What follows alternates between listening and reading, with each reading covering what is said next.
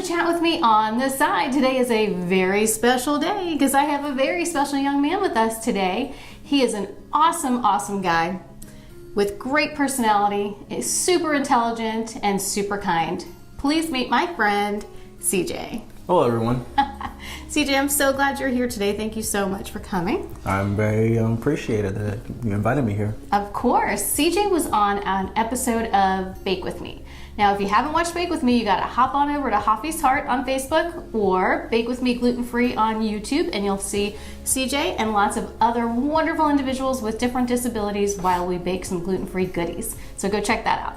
So CJ, I invited you here today because I wanted you to talk a little bit more about having autism. Okay. Because you're super articulate and you are able to tell us things that we might not know otherwise. So if you don't mind sharing with me a little bit about the history and when you were diagnosed, that'd be great. Oh, okay. Yeah, sure. When I was first diagnosed with autism, it was around like the age of 10. Okay. But before that, I was diagnosed with ADD and ADHD. And this was in Puerto Rico. And so the resources over there were a little bit limited by the time.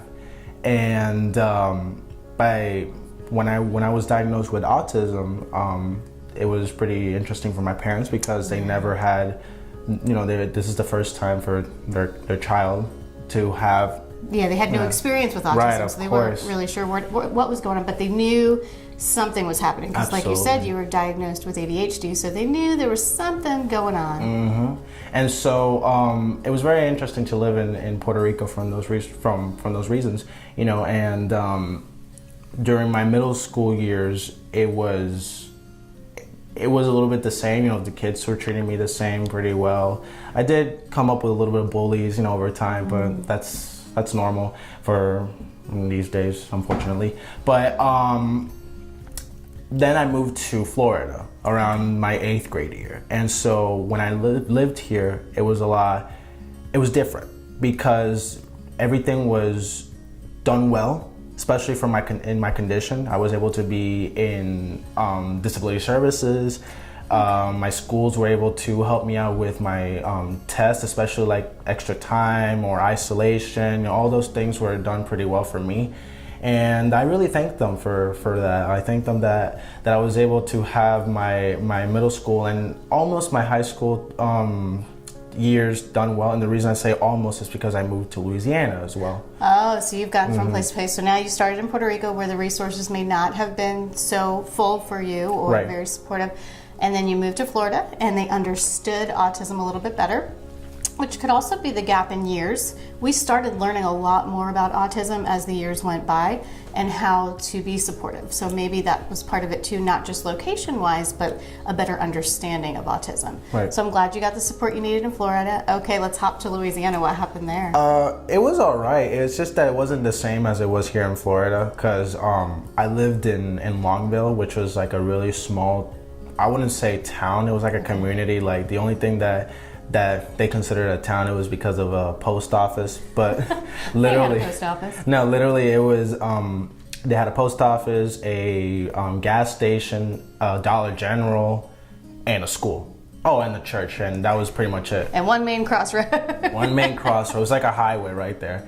And, but the reason I say it was limited, it was because since I lived in a really small community, right. Resources and money wasn't that big over there, so I had to kind of deal with the life over there, but they still understood and they helped me out. But I was able to get better over time, and I've gotten better in with my condition. I'm able to communicate well. I'm able to express myself better.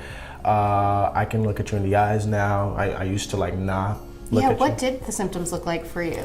It was whenever I looked at you in the eyes, for instance, like we're talking right now, it felt like my eyes were burning. They were like, oh, like it was overwhelming. Oh yeah, like a lot of people were like looking at me right there, and so I was able to overcome that. Yeah. Especially when I moved back here, and I had a choice when I was living in Louisiana to go to LSU, UL, or I could go to Texas A&M. Like I was very close to Texas, but I chose to come here because I kind of missed the Florida heat. I love Florida, and another. Says no one. No, I kind of do. I mean, like, no, I like it because it reminds me of Puerto Rico. So, you know, like I've gotten used to that. And another reason it was because I have more resources here. And this is where you felt the most support. So it felt more comfortable coming here. Yeah, and honestly, I made a good decision because like I was able to meet so many good people. I was able to do well in college, and I was able to express myself very well here. Like if I never would have come here, I don't know where I would have been at right now. Yeah. So, you know, I appreciate, you know, coming here for that reason. What do you think you learned about yourself the most that helped you become, and you said the word better. I think you've always been great, I'm sure of it. But when you learn yourself and you learn about what's going on with you, you're able to progress from there. So what do you think you learned about yourself, or what was the support that helped you the most? Well, let me see. Let me try to articulate this. What I've learned about myself is, even though I have a condition, I'm able to progress very well. I act normal like everybody else, but I'm very unique in that perspective. And the reason I say that is because I'm able to do things differently than other people. I learn quickly. I pay attention very well to details, and I've learned from myself that I'm a person that likes to connect with everybody. So, excuse me. I love being around people, and at first I used to be very shy, very quiet, and I was just nervous. Yeah, you know? and sensory-wise, anyone who's on the spectrum has those sensitive sensory issues, so being around a lot of people can cause those to kind of go haywire, but since you've learned to adapt and adjust, you've learned that you really enjoy being around people, and I think that's amazing. And I've learned that during my college years, especially the transition from Seminole State College to the University of Central Florida. When I was in Seminole State, when I was in my leadership position as secretary and treasurer, I've learned to communicate myself. I've learned to be around people, be more exposed, being a team, and I grew to love that over time. So when I went to UCF, I was able to be in a community that I got involved with, especially with my church.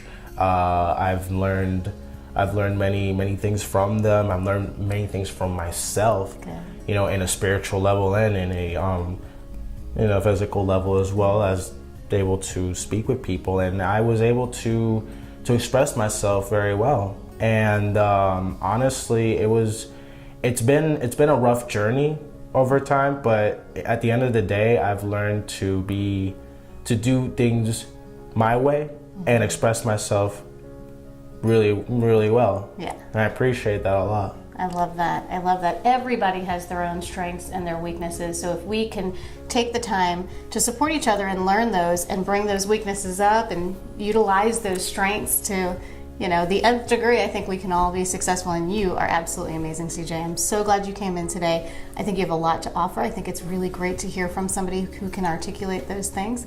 So thank you so much. Much obliged. All right. Thank you guys so much for watching. And as always, take care of yourselves and don't forget to take care of each other.